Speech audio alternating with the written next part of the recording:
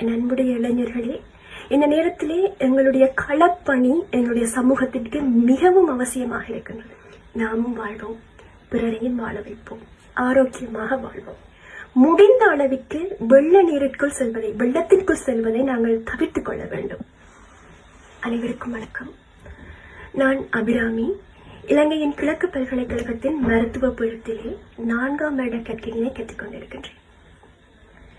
எமது நாட்டினை பொறுத்தவரையிலே பெரும் மழை, வெள்ளம், டிட்மா புயலினுடைய தாக்கம் மற்றும் மண் சரிவு போன்ற இயற்கை அனர்த்தங்களுக்கு முகம் கொண்டு அதிலிருந்து மீண்டு வருவதற்கு எங்களுடைய நாட்டு மக்கள் முயற்சித்துக் கொண்டிருக்கக்கூடிய இந்த வேளையிலே நாங்கள் தொற்று நோய் குறித்த விழிப்புணர்வோடு இருக்க வேண்டிய தேவையும் நமக்கு எழுந்திருக்கின்றது.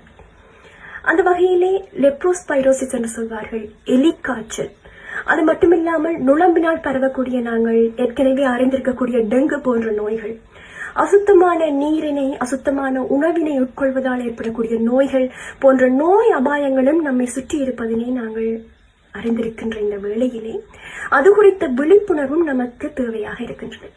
அந்த வகையிலே முடிந்த அளவிற்கு வெள்ளத்திற்குள் செல்வதை நாங்கள் தவிர்த்துக் கொள்ள வேண்டும்.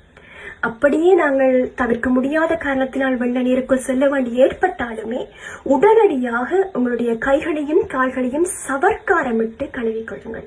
இங்கே சவர்க்காரமிட்டு கழுவுதல் மிக முக்கியமான ஒரு விடயம். அது மட்டுமில்லாமல் உங்களுடைய கால்களிலே ஏதேனும் காயங்கள் இருந்தால் தயவு செய்து வெள்ள நீருக்குள் செல்வதை முற்றாக தவிர்த்து விடுங்கள். ஏனென்றால் எலிக்காய்ச்சலுக்கான கிருமி கால்களிலே இருக்கக்கூடிய காயங்களினூடாக சென்றுதான் உங்களுக்கு அந்த நோயினை ஏற்படுத்துவதற்கான வாய்ப்பு இருப்பதனால் கால்களிலே காயங்கள் இருந்தால் தயவு செய்து வெள்ளத்திற்குள் செல்வதை முற்றாக தவிர்த்து விடுங்கள். காலணி அணியுங்கள். பூட்ஸ் போன்ற காலணி இருந்தால் மிகவும் பாதுகாப்பானதாக இருக்கும்.